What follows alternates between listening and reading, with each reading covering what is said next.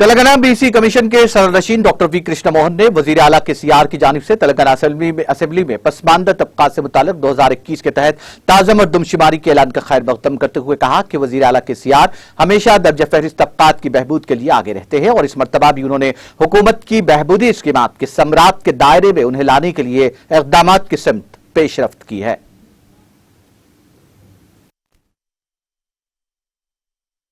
Doctor వక్లాబంధం Krishnamohan Rao, chairman Telangana state BC commission.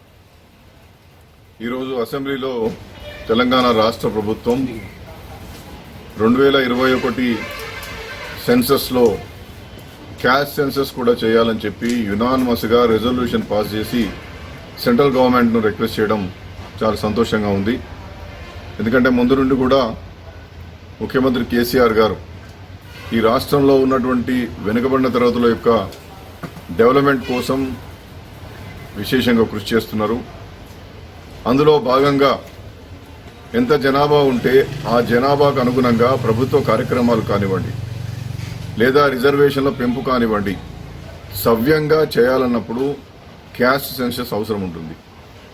కేంద్ర ప్రభుత్వం భారతీయ జనతా పార్టీ ప్రభుత్వం ఏమో ఈ క్యాస్ట్ సెన్సస్ చేయడానికి ముందుకు రావడం లేదు.